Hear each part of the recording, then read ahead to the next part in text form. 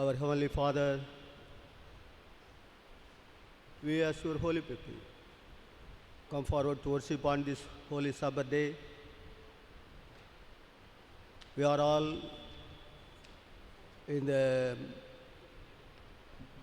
Corona world.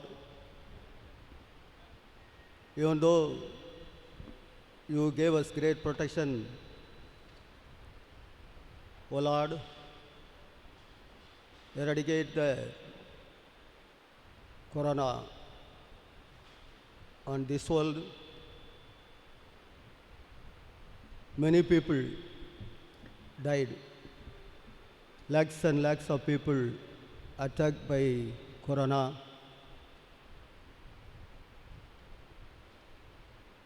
O Lord,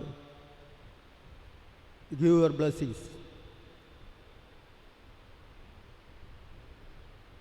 We are going to praise you, worship you, and sing you.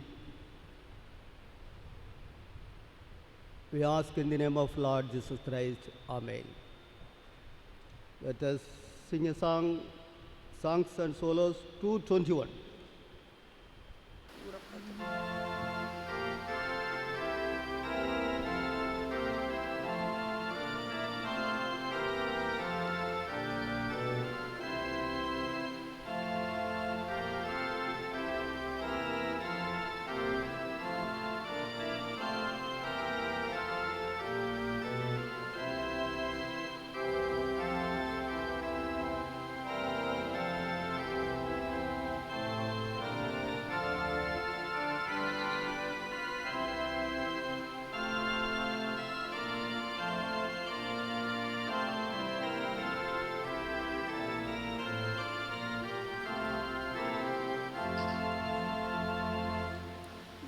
Glorious things of thee are spoken, Zion city of our God.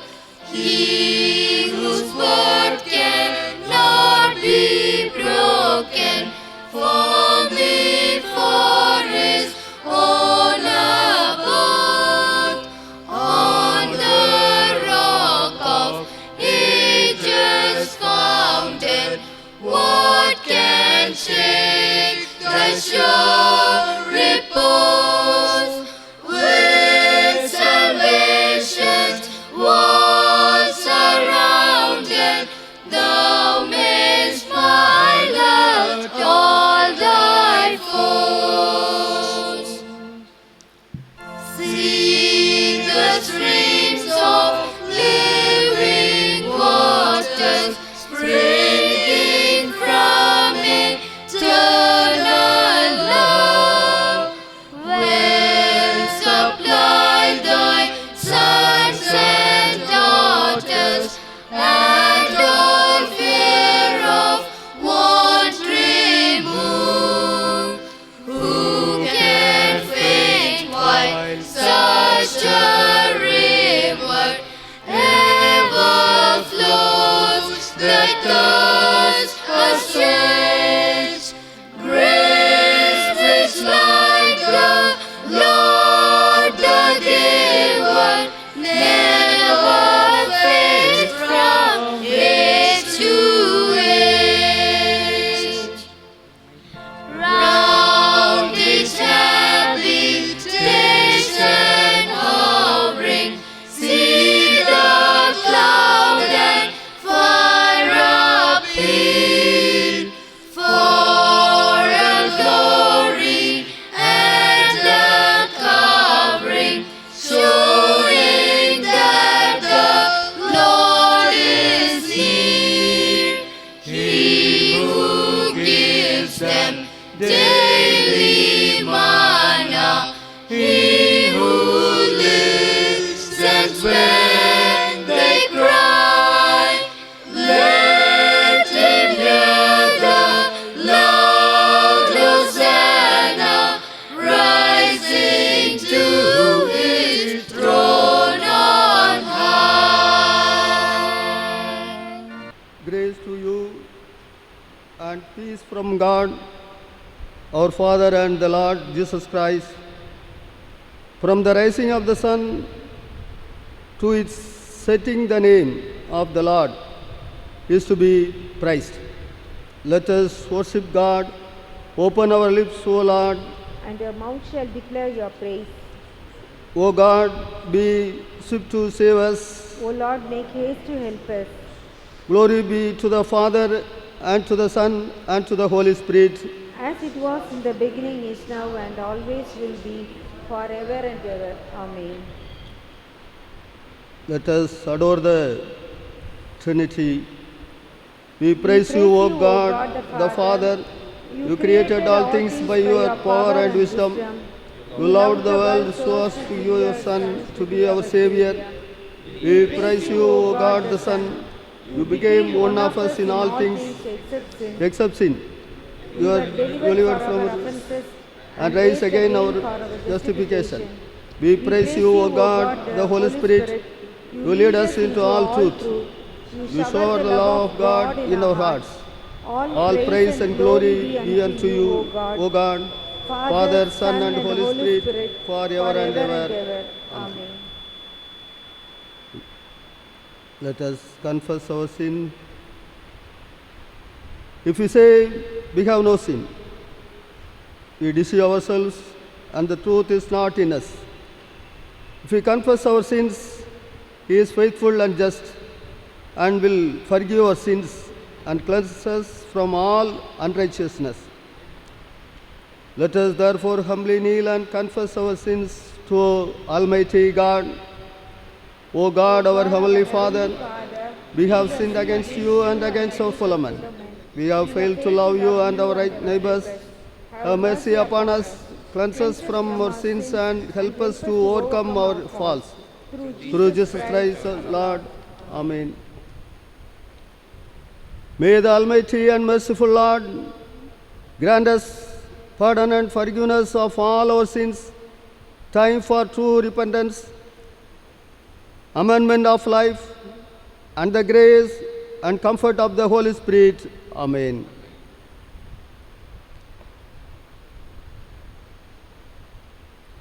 Praise the Lord. The Lord's name be praised. Psalm 16.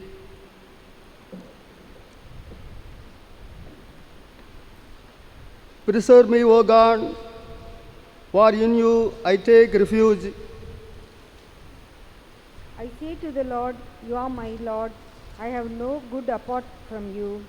As for the saints in the land, they are the excellent ones, in whom is all my delight. The sorrows of those who run after another God shall multiply. They drink offerings of blood I will not pour out, or take their names on my lips. The Lord is my chosen portion and my cup. You hold my lot. The lines have fallen for me in pleasant places. Indeed, I have a beautiful inheritance.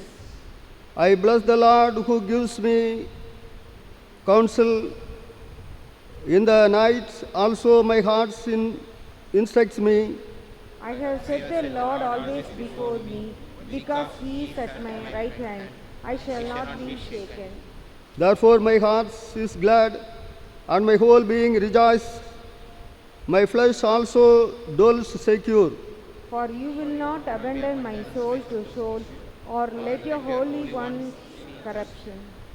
You make known to me the path of life. In your presence there is fullness of joy. As your right hand are pleasures for evermore. Please be seated. The lesson will follow. The first lesson is taken from Deuteronomy chapter 26 verses 1 to 11. Deuteronomy chapter 26 verses 1 to 11.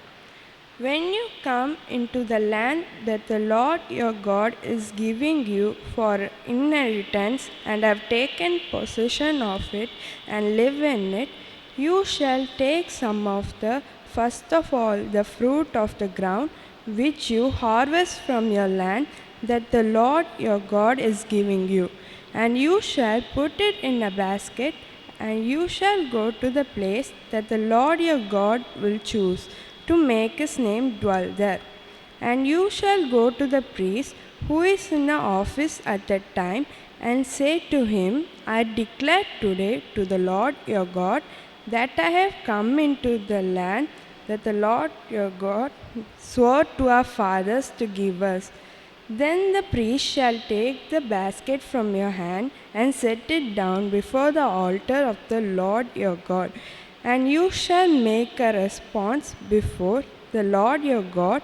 A wandering Aramean was my father, and he went down into Egypt and sojourned there, few in numbers, and there he became nation, great, mighty, and populous. And the Egyptians treated us harshly and humiliated us and laid on us hard labor. Then we cried to the Lord, the God of our fathers, and the Lord heard our voice and saw our affliction, our toil, and our oppression. And the Lord brought us out of the Egypt with a mighty hand and an outstretched arm, with the great deeds of terror, with signs and wonders. And he brought us into the place and gave us this land, a land flowing with milk and honey. And behold, now I bring the first of all the fruit of the ground, which you, O Lord, have given me. And you shall worship before the Lord your God. And your God has given, and you shall rejoice in all good that the Lord your God has given to you and to your house, you and the Levite and the sojourner who is among you. This is the word of the Lord. The second lesson will now be read.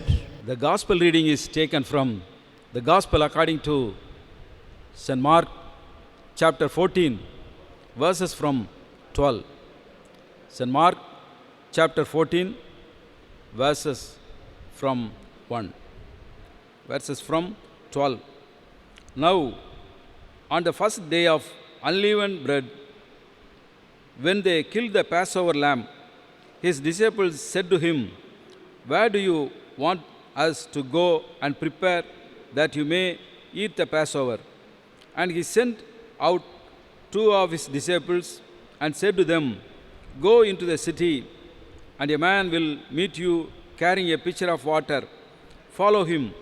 Wherever he goes in, say to the master of the house, The teacher says, Where is the guest room in which I may eat the Passover with my disciples? Then he will show you a large upper room, furnished and prepared. There make ready for us. So his disciples went out and came into the city and found it just as he had said to them, and they prepared the Passover. In the evening he came with a dwell. Now as they sat and ate, Jesus said, Assuredly, I say to you, one of you who eats with me will betray me. And they began to be sorrowful and to say to him one by one, Is it I? And another said, Is it I? He answered and said to them, It is one of the 12 who dips with me in the dish. The Son of Man indeed goes just as it is written of him, but woe to that man by whom the Son of Man is betrayed. It would have been good for the man if he had never been born. And as they were eating, Jesus took bread, blessed and broke it, and gave it to them, and said, Take, eat, this is my body. Then he took the cup, and when he had given thanks, he gave it to them, and they all drank from it. And he said to them, This is my blood of the new covenant, which is set for many. Assuredly, I say to you, I will no longer drink of the fruit of the vine until that day when I drink it new in the kingdom of God. And when they had sung a hymn, they went out to the Mount of Olives. This is the gospel of Christ. Let us all stand and confess our faith through the Apostles' Creed. We believe in God, the Father Almighty, maker of heaven and earth. We believe in Jesus Christ, His only Son, our Lord, who was conceived by the Holy Spirit, born of Virgin Mary, suffered under Pontius Pilate, was crucified, dead and buried. He descended into hell. The third day he rose again from the dead. He ascended into heaven, and he sits at the right hand of God, the Almighty Father. From there he will come again to judge the living and the dead. We believe in the Holy Spirit, the Holy Catholic Church, the communion of saints, the forgiveness of sins, the resurrection of the body, and the life everlasting. Amen. The Lord be with you. Let us pray. Lord, have mercy upon us. Christ have mercy upon us. Lord, have mercy upon us. Our Father in Our Father in heaven, heaven, hallowed be your name. Your kingdom come, your will be done on earth as in heaven. Give us today our daily bread. Forgive us our sins, as we forgive those who sin against us. Do not bring us to the time of trial, but deliver us from evil. For the kingdom, the power, and the glory are yours, now and forever. Amen. O Lord, show your mercy towards us. And grant us your salvation, O Lord, guide the leaders of our nation. and mercifully hear our prayers, Clothe your ministers with righteousness. and make your chosen people joyful, O Lord, save your people. and bless your inheritance. Give peace in our time, O Lord. Because we have no defender but you alone, O Lord, O God, make clean our inmost hearts. and do not take your Holy Spirit from us. The collect for the theme, the sacrament of Holy Communion. Most gracious Father, you along with your disciples instituted the sacrament of Holy Communion. Through this sacramental fellowship, you have established a perfect remembrance of your death and resurrection. Help us, O Lord, to be united with you through the holy fellowship and renew our thanksgiving which you gave us through your sacrificial death on the cross. And also, Lord, help us to renew the covenant made between you and your people. Lord, above all, help us to participate with necessary preparation and to build up our fellowship in the church and in the world. In Jesus' precious name, we pray. Amen. O Lord, the source of all holy desires and all good thoughts and all righteous deeds, give to your servants that the peace which the world cannot give, so that our hearts may be set to obey your commandments, and that free from the fear of our enemies, we may pass our days in calm and quietness. Through Jesus Christ our Lord. Amen. Let us pray for the ministers of the church and also for the leaders of our country. Lord, we thank you for those whom you have called through the centuries to serve in the ministry of the church.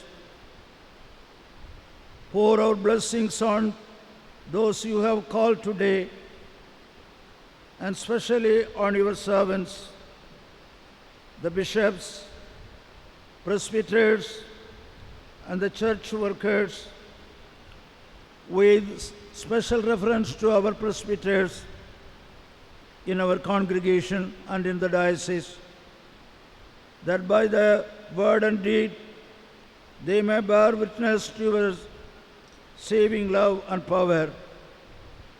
In Jesus' precious name we pray. Amen. Let us pray for the present critical situation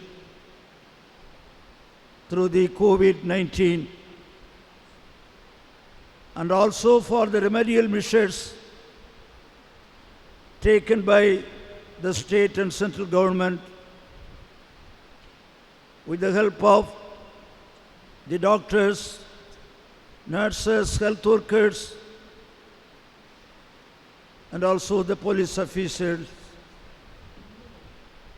God of all mercy, we pray for the nations of the world in the unrest, physical sufferings by COVID-19.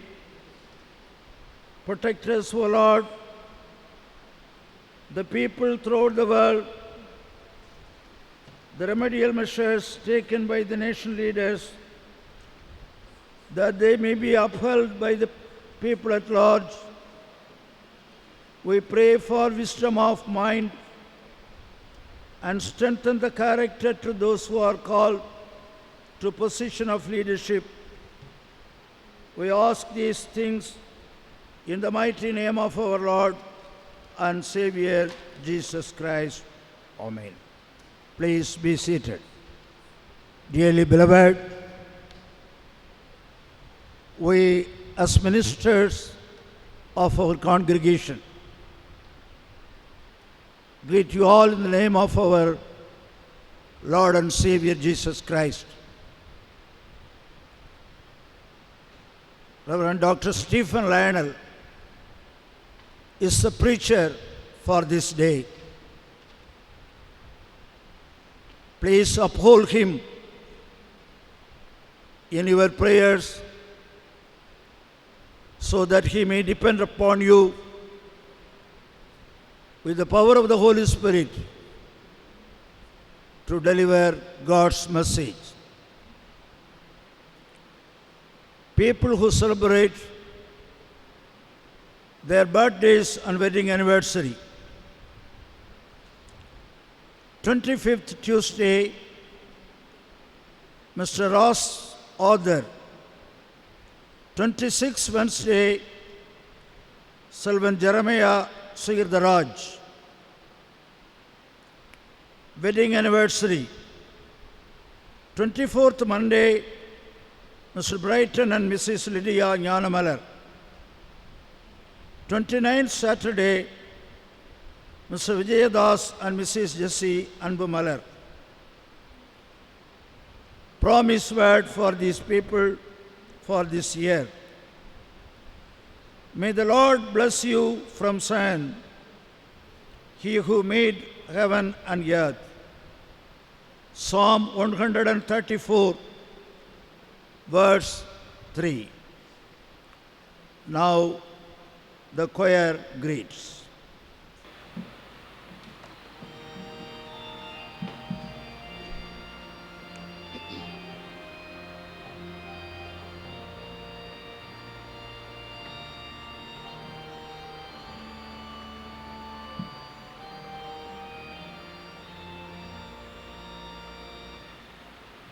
Be not dismayed, whatever betide, God will take care.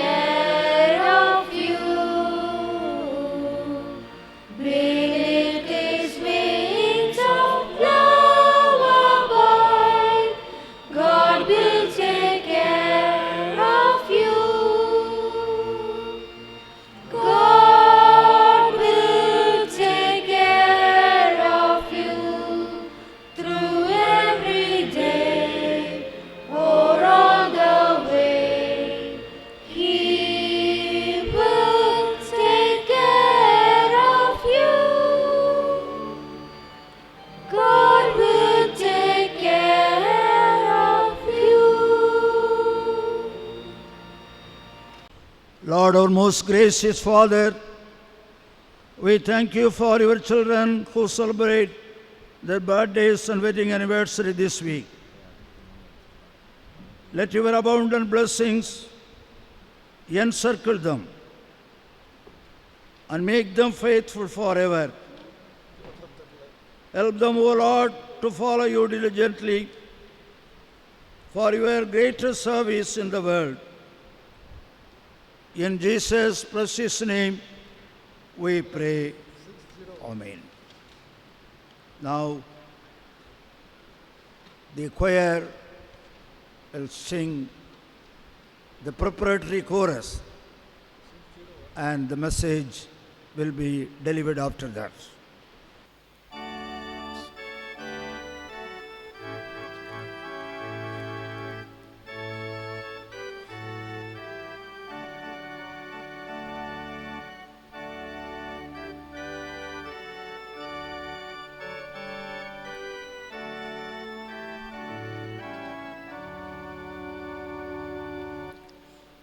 All to Jesus I surrender, all to Him I freely give.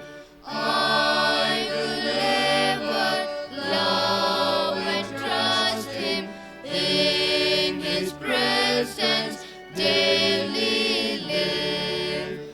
I surrender all. I surrender all to Thee, my blessed Savior. I surrender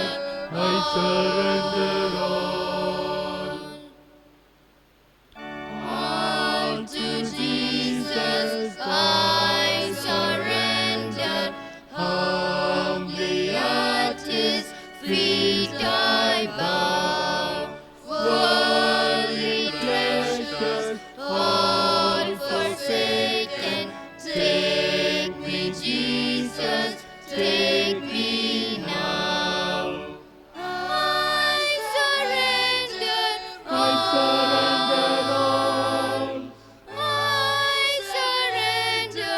I surrender all to Thee, my blessed Savior. I surrender all.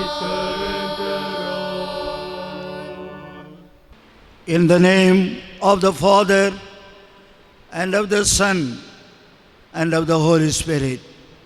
Amen. Once again, it is my privilege to greet you all in the name of our Lord, who is the fulfillment of the eternal word from the beginning of creation and to the end of this world. Let us await the second coming of Christ with our fellowship every day and through the church. The theme appointed for this week is the sacrament of Holy Communion. Of all the worship services conducted in our church, the Holy Communion service takes the primary importance. Yes, it is a sacrament rather than a motivation. Sacrament is a Latin term, not a biblical word. The simple Anglican definition of sacrament is, it is the outward and visible sign of an inward spiritual grace. What is the doctrinal understanding of the Holy Communion service in the Protestant and Roman Catholic churches? The Protestant church recognizes Holy Communion as one of its two sacraments. The other one is baptism.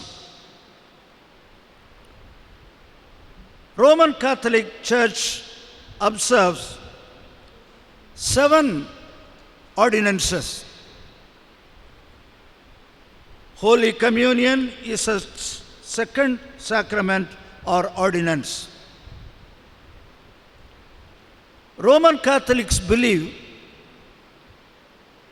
that when bread and wine are consecrated by the priest in the Holy Communion, which they call it as a Mass,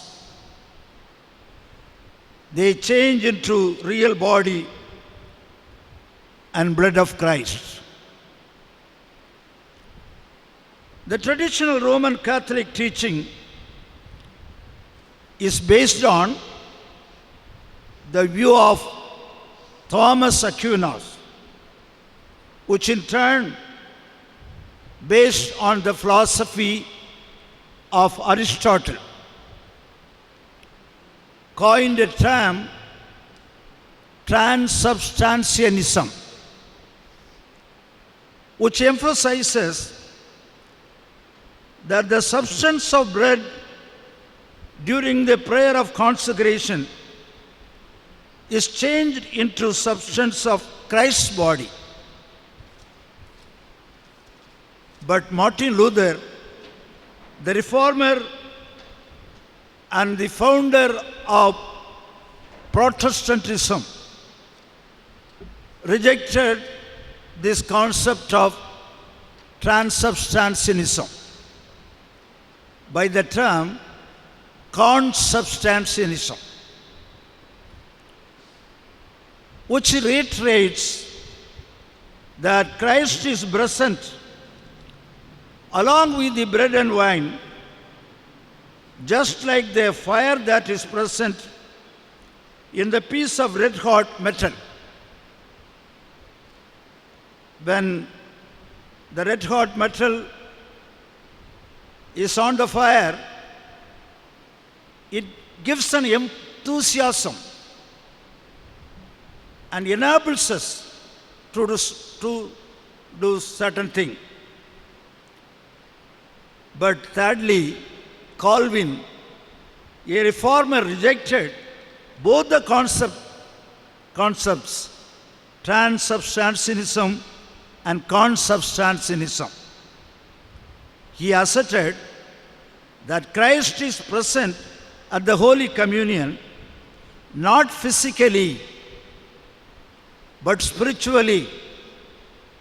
So we must consider the Holy Communion as a means of grace only, bestowed upon through the consecrated bread and wine, which are only symbolics of God's grace. We believe that even today. The bread and the wine are the only symbols to express God's grace in our life. We need not depend upon all these doctrinal peculiarity, the words transubstantianism, consubstantianism, not at all. Only by the grace of God we take part in the communion, and God has given us to develop our fellowship through the Holy Communion. Now coming to our theme. Firstly, Holy Communion is an Eucharist fellowship. Secondly, Holy Communion is a covenant fellowship. And thirdly, Holy Communion is a fellowship of unity. Let us meditate on them one by one. Firstly, Holy Communion is an Eucharistic fellowship.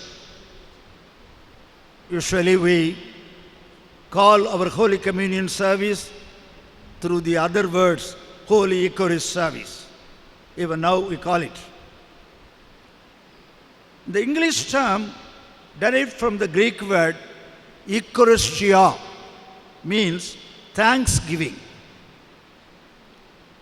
In Holy Communion, we have to thank God for what He has done in our lives through Jesus Christ.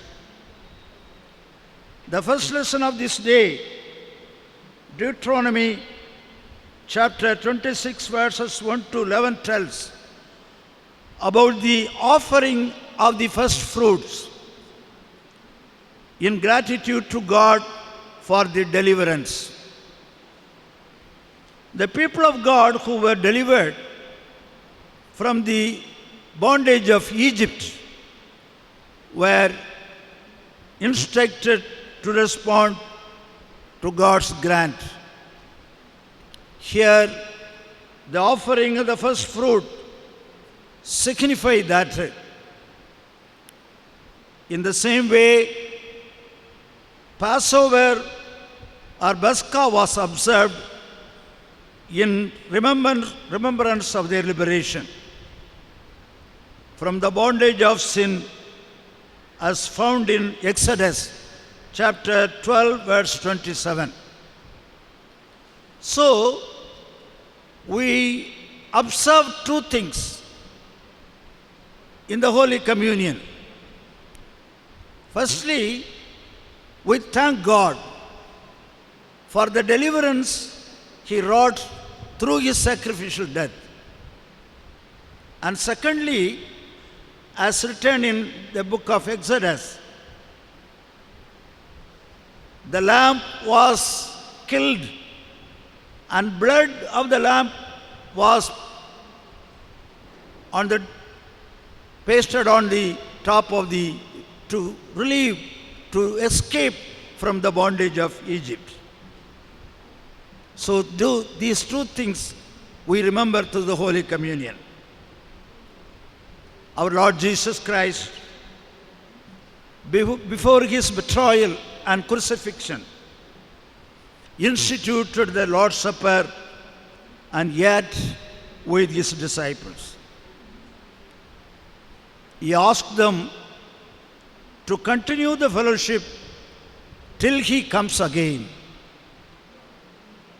Indeed, it is right that we must thank God for the redemption He has offered us by partaking in the Holy Communion. Dearly beloved, let us recollect our blessings in the past. We must thank God for the redemption we received and for all the benefits of the spiritual and physical status bestowed upon us in the Church of God and in the society. The Tinnavelly Church must gratefully remember the Western missionaries like Renius, Ragland, Caldwell, and native missionaries. Ragland served in the North Tinnavelly as a missionary. Since I come from North Tinnavelly area, my first grandson is christened after his name, Ragland. Since I closed my service in the regular way in the cathedral, my second grandson is christened after Irenaeus. So we remember these two missionaries. Above all, Caldwell, the great missionary who served in Idayankudi. Still, we see his monument in front of the church at Idayankudi. He built up not only the church, but also the community at large, the community in Tinnavelly. Wherever they are, they must remember Caldwell. When we stand before his presence through this church, we must remember Glarinda. We cannot forget her sacrificial life. For the sake of the gospel, she was killed, murdered. What a tremendous sacrifice these people did for the Lord who called them and anointed them. Let us examine ourselves. Am I grateful to God for the redemption and liberation I enjoy in Christ? Secondly, Holy Communion is a fellowship of covenant. The word covenant in the biblical sense denotes the relationship between God and man.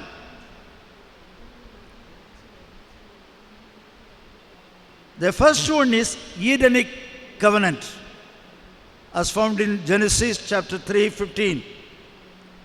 It emphasizes the destructive power of Eve's seed, the man, which was reflected on Jesus Christ, who was incarnated for us through his death and resurrection. Here the covenant is between the Savior of the world and the redeemed community. Jesus destroys the power of Satan. This is the gist of the Edenic covenant. The next one is Noachian covenant, as found in Genesis 9:9. The visible sign of rainbow reveals God's sympathetic concern on humanity, that he will not destroy the earth with flood. Again, it is confirmed with Abraham, the father of faith, as found in Genesis 15:18-21. This covenant reveals the blessings conveyed through his family, the descendants. The Messianic covenant passed through the dynasty of David, which was fulfilled in Jesus Christ. So, Edenic covenant, Noachian covenant, covenant with Abraham, and covenant with David are these four covenants relationship fulfilled in Jesus Christ through his incarnation, death and resurrection. Finally, Prophet Jeremiah for the first time tells about the new covenant, as found in Jeremiah 31 verse 33. There is a difference between the two covenants, old and new. Both require obedience. The old is external and cannot be kept, but the new is eternal, can be a reality. All the covenant relationships explained in the Old Testament are only the guidelines, and only in Jesus Christ the new covenant was fulfilled.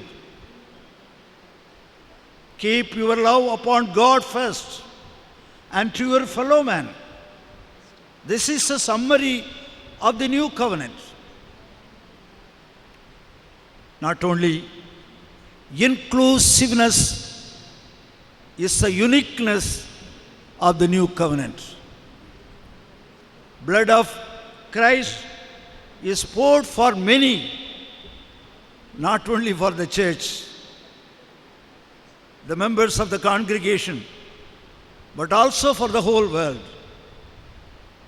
Today's gospel portion, St. Mark chapter 12, verse 12 to 26, tells about the institution of the Lord's Supper. Lord Jesus Christ sent two of his disciples, whose names are not mentioned in this gospel, but in Luke's gospel, it is mentioned as Peter and John.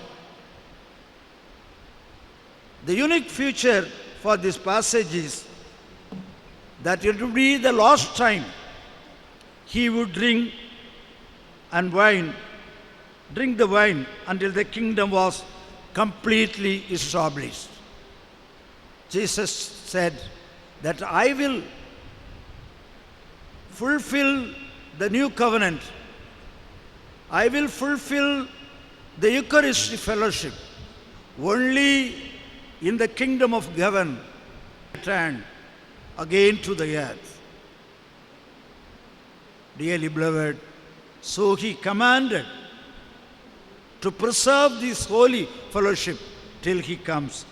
Let us do it.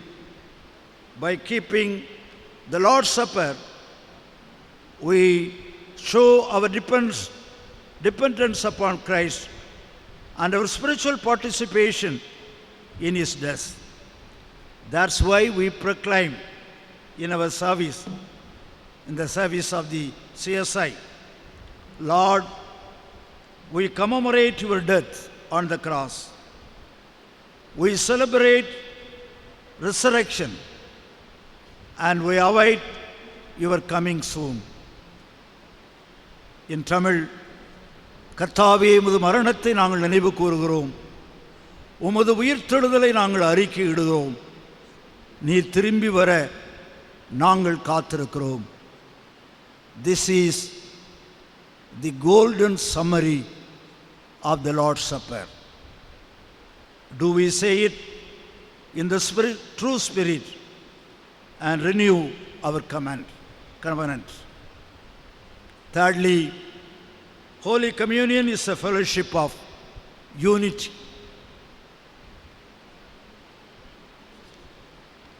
The words fellowship and unity seem to be similar in meaning, but they are different. Unity reveals the quantitative in nature, and the fellowship in qualitative in nature. In the whole chapter of 1 Corinthians, chapter 11, Paul urges the Corinthians to cleanse their public worship in verses 18 to 22. He emphasizes the importance of the fellowship in unity. It was customary in Corinthian church that each member brought his food and the poor brought little. But the rich did not share their food with the poor. This lack of common welfare, of social concern, cannot make a fellowship of unity. Dearly beloved, the spiritual fellowship of unity born out of the Holy Communion should lead us to feed the hungry, not only at one occasion, but also in all times of need. Our asanam was instituted to serve the purpose, but it is also lost its real goal in later times. Let us rethink to revise it. When I took charge of the cathedral, transferred from Milton Lines to cathedral, I had the privilege to institute the handful of rice, Pidi Arisi Thittam in Tamil. In those days, the missionaries taught this. When we go to bring rice to make food, the first handful of rice should be kept separately, and so that they may be used to feed the poor. I had the chance to institute it, the tradition of the missionaries. What a wonderful response was on those days. Every week, I, along with my assistants, we put it in a bag like the people who are doing it nowadays for the poor people, and we went house by house and distributed it. That is the purpose of the unity in fellowship. Like these two disciples bound for Emmaus on the Easter evening, they renewed the sacramental fellowship for their ongoing mission. In conclusion, it is mandatory that when we celebrate Holy Communion, we must remember that we are not merely demonstrating to the world that we are Christians, but the sacrificial death of Christ, which has accomplished redemption not only for us, but also for the whole world. In this pandemic, administrating remote communion is not Christ's way of doing it. We cannot do that. When we gather together in a place, that is the reason we do not have communion. But we cannot pretend it. We should make it real. We need to come together and share the fellowship of the Holy Communion. So let us pray earnestly to end this pandemic and united in fellowship wherever we are placed. God is with us to renew our covenant relationship even without symbolic sacraments. Though we are not able to share it physically, but we remember the value of the sacramental fellowship. So, through the Holy Communion service, let us thank God. Let us renew our covenant with God and the fellow men. And also, let us be united as people of God, as children of God, as a redeemed community. Let us remember the sacrament of Holy Communion. Let us look for the good day to be united physically in our church. May God bless these words. Amen.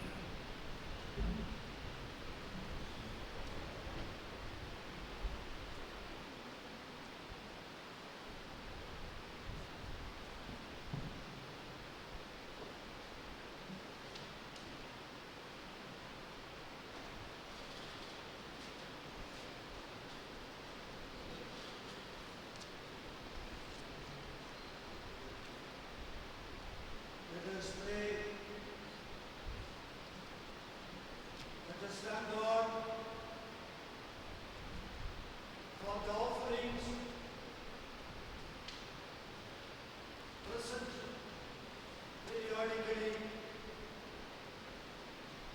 to the ministry of the church. Let us also thank God for the people who offer the thanksgiving in remembrance of their birthdays and wedding anniversary. Let us also pray for our church, the members of our congregation in our country and abroad, that they may preserve their Eucharistic fellowship, their covenant fellowship, and the fellowship of unity.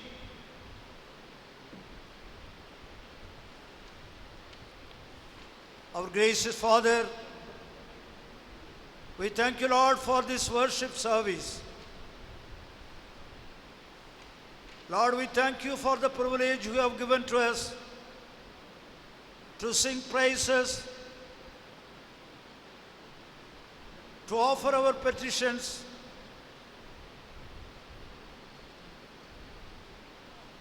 and to glorify your name through our activities in the past. Lord, we pray for the edification of our spiritual life in the days to come, particularly in this week. We pray, Lord, for the sick and suffering, the aged, people who lost the lives of their relatives.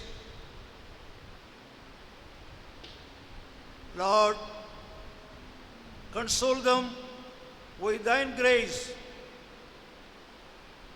and keep them to be your witnesses in this world. We commit ourselves, O Lord, to protect us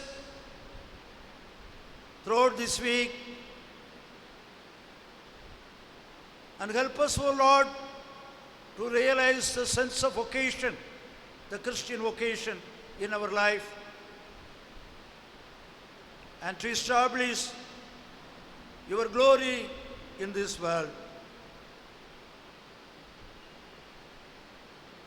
Lord, be with us, preserve us for your glory. In Jesus' precious name we pray. Amen. And to God's gracious protection and care we commit you.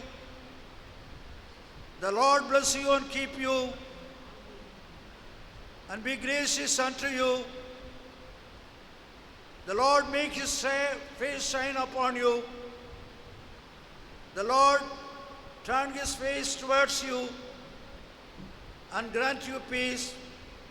The blessing of God Almighty, the Father, Son, and the Holy Spirit be among you and remain with you always.